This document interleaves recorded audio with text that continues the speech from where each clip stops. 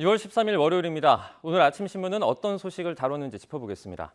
이현웅 아나운서가 주요 내용 정리해왔습니다. 어서 오세요. 안녕하십니까. 네, 첫 번째 기사 오늘도 이제 물가 이야기로 시작을 하네요.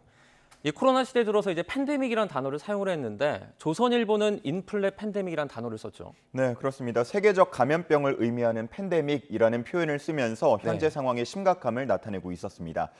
조선일보가 인용한 블룸버그에 따르면 이 소비자 물가를 공식 집계하는 나라가 한 120개 나라 정도 된다고 하는데요.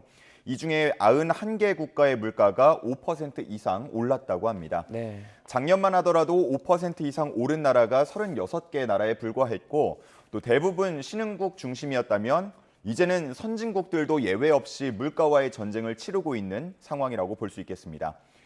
흔히 이제 선진국 대열이라고 부르는 OECD 회원국 38개 나라를 기준으로 보면요.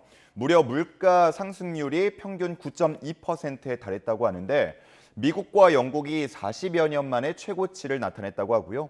프랑스도 37년 만에 최고치였습니다. 네. 또 독일은 통일 이후 가장 심각한 상황을 겪고 있다고 전하고 있었습니다. 지금 화면에 보시면 조선일보가 화살표의 크기와 또 굵기로 소비자 물가 상승률을 표현해 뒀는데 아마 나라 이름은 안 보이고 지금 숫자만 보이실 것 같습니다. 가장 크게 왼쪽에 73.5%로 나와 있는 게 터키고요.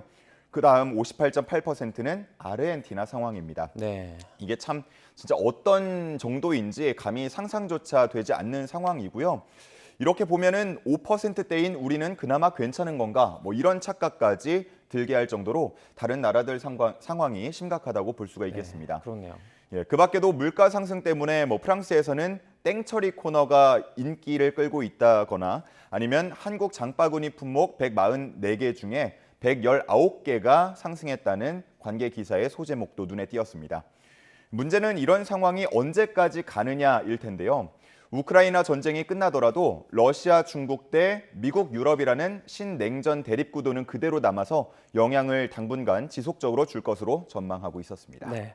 이제 물가 중에 가장 많은 분들이 또 체감하는 것이 기름값이 아닐까 합니다. 다음 기사 보시면요.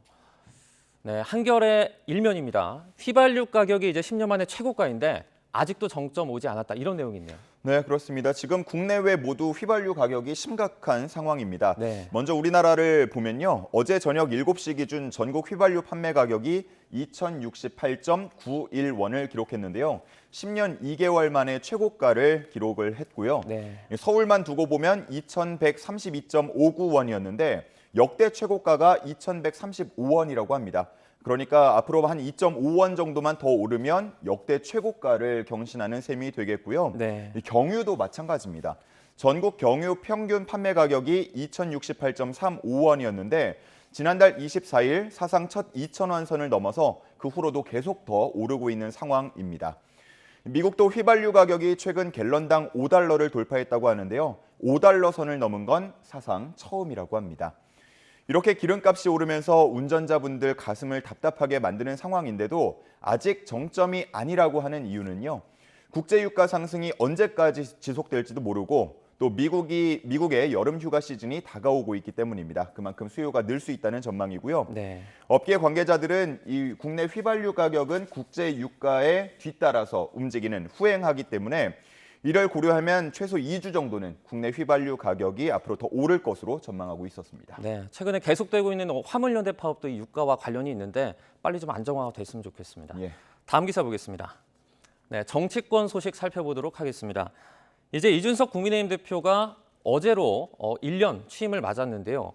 여기서 또 이제 제대로 내 정치를 하겠다 이런 말도 나왔어요. 설명을 좀 해주시죠. 네, 경향신문 기사인데요. 중앙에 먼저 사진을 보면 마이크 앞에서 발언하고 있는 이준석 대표 뒤로 통합, 혁신, 무한 책임이라는 키워드가 눈에 띕니다. 네.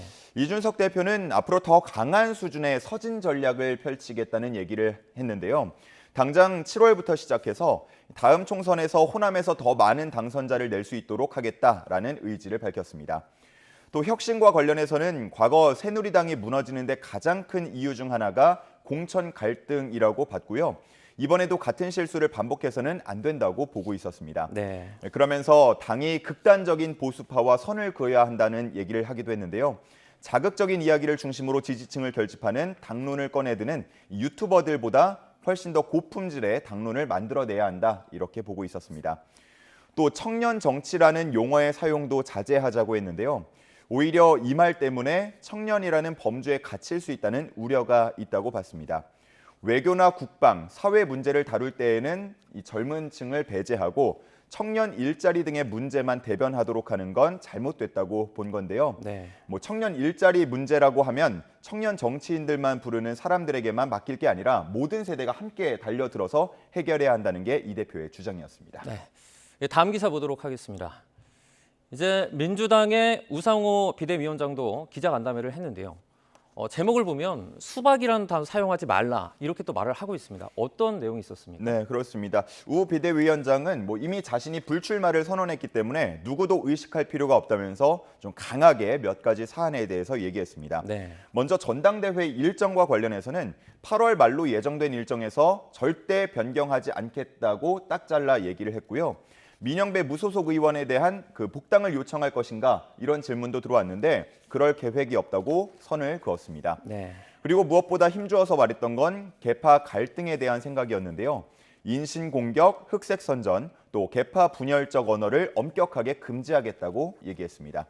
겉과 속이 다르다는 의미의 수박이라는 키워드를 언급하지 말라고 직접 또 말하기도 했습니다. 네. 한편 전당대회를 앞두고 민주당 내에서는 최근 갈등의 모습을 계속해서 보여왔던 인물들이 있는데요. 이재명, 전해철, 홍영표 의원 모두 다 출마하지 않아야 한다 이런 얘기들도 나오고 있다고 합니다. 이광재 전 민주당 의원이 대표적으로 얘기를 했고요. 또 민주당 최대 의원 모임인 더 좋은 미래 워크숍에서도 이 계파 수장들이 뒤로 물러서고 세대 교체가 필요하다는 의견이 나왔다고 합니다. 네. 물론 이 자리에서는 또 이 새 빼고 되겠냐라는 의견도 나왔다고 하는데 다음 세대의 대안이 보이지 않는다는 의견이었습니다. 네. 다음 기사 보도록 하겠습니다. 이제 어제입니다. 이 대구 변호사 사무실 방화 사건 희생자들의 발인이 엄수됐는데요.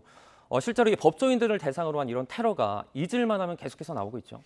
네, 그렇습니다. 서울신문에 관련 내용이 정리가 돼 있는데 지금 표로도 나와 있습니다. 지난 2007년 아마 석궁 테러 사건 기억하시는 분들 많으실 것 같고요. 네. 이 기사에 나온 표에는 2008년, 2014년, 2015년, 2018년까지 잊을만 하면 이른바 법조인 테러가 반복해서 발생하고 있다는 점을 보여주고 있었습니다. 특히 이제 변호사 사무실 떠올려 보시면 방호 인력이 상주하고 있지는 않지 않습니까? 네. 그러다 보니까 특히나 법조인 테러의 대상이 되는 경우가 많았다고 하고요. 이번 사건을 접한 법조인들 남의 일이 아니라면서 입을 모았다고 하는데 일을 하다 보면 실제로 의뢰인이나 상대방으로부터 위협을 당하는 경우가 많다고 합니다. 그래서 가방에 호신용 상당봉을 넣고 다니는 변호사도 있다는 내용도 기사에 실려 있었습니다. 네. 이번 사건 후에 대한변호사협회 등 변호사 단체들은 실태 조사를 하고 대책 마련에 나선 분위기인데요. 우선은 변호사에 대한 사회적 인식 개선이 우선이라고 얘기하고 있었습니다. 과연 어떤 대책이 마련될지는 모르겠지만 이런 사건이 반복돼서는 절대로 안 되겠습니다. 네. 다음 기사 보도록 하겠습니다. 이제 공항 모습인 것 같아요. 이제 활주로가 보이고요. 울릉도 같은데요. 어떤 내용입니까? 네, 그렇습니다. 현재 20% 정도 공정이 진행된 울릉공항의 조감도 나타내고 있습니다. 네. 2020년 11월에 착공을 시작했는데요. 최근에 K슨이 첫 투입되면서 진행에 탄력이 붙게 됐습니다. 이 울릉공항은 활주로가 들어설 평지가 마땅치 않기 때문에 바다를 메워서 활주로를 만들게 되는데요. 네. 여기에 필요한 게 바로 K슨입니다. K슨이란 건 10층에서 12층 정도 되는 아파트 3개 크기의 구조물인데요. 이거를 한 30개 정도 설치해서 방파제를 만들고 그 안을 메우는 그런 공법입니다. 울릉공항은 국내 최초로 공항 최초로 K슨 공법을 도입한 건설이 될 전망입니다. 지금 울릉도에 가려고 하면요. 출발지를 서울로 가정했을 때 강릉이나 포항 같은 항구까지 KTX로 한 2시간 정도 움직여야 되고요. 네. 또 여기서 여객선을 타고 한 서너 시간 들어가야 도착할 수 있습니다. 하지만 이렇게 울릉공항이 완공이 되면 서울에서 1시간 정도면 갈 수 있게 되기 때문에 관광객 유치와 지역 경제 활성화에 도움이 될 것으로 전망이 되고 있었습니다. 네. 그리고 울릉도는 연평균 선박 결항률도 22% 정도 된다고 하는데 주민들 불편도 다소 해결될 것 같습니다. 하지만 일부 공항 소음 또 난개발 우려는 앞으로 해결해 나가야 할 과제로 남겨져 있습니다. 울릉공항은 2025년 12월 완공 예정이고요. 2026년 개항을 목표로 하고 있습니다. 네. 마지막 기사 보도록 하겠습니다. 네, 예상대로 이제 범죄도시 2가 1,000만 관객을 주말을 지나면서 돌파를 했죠. 예, 그렇습니다. 지난 토요일 11일에 1,000만 관객을 돌파했습니다. 코로나19 이후 첫 천막 영화가 나오면서 극장가는 다소 들뜬 분위기인데요. 네. 한국 영화로는 2019년 7월 기생충 이후 35개월 만이고요. 전체 모든 영화로 쳐도 2019년 12월 겨울왕국 2 이후 30개월 만의 기록입니다. 그동안 1,000만 관객을 넘은 영화들이 꽤 많아져서 지난 11일 기준으로 보면 이제 역대 28위가에 해당하는데요. 아직 상영 중인 만큼 이 순위는 더 끌어올릴 수도 있겠습니다. 한국일보 기사에서는 대목이 아닌 시점에 1,000만 고지를 달성한 게 긍정적이라고 봤는데요. 네. 한국 영화 중에 비성수기에 개봉해서 1,000만 관객을 달성한 건 광해, 기생충에 이어서 이번이 3번째 기록이라고 합니다. 이제 곧 또 영화로서는 성수기가 다가오지 않습니까? 주목받는 작품들의 개봉도 예정이 돼 있기 때문에 이 범죄도시2의 흥행이 앞으로 다른 영화들 흥행에도 탄력을 줄 수 있을 것으로 극장가는 기대하고 있었고요. 또 일상을 회복하는 데 도움을 줄 수 있다고 보고 있었습니다. 벌써부터 후속작에 대한 관심도 큰 상황인데요. 현재 인천을 배경으로 일본 범죄 조직이 등장하는 범죄도시 3가 촬영을 준비하고 있다고 하는데 팬들의 관심이 큰 상황입니다. 네, 아직 이르지만 3편도 기대해 보도록 하겠습니다. 여기까지 듣겠습니다. 오늘 고맙습니다. 네, 감사합니다.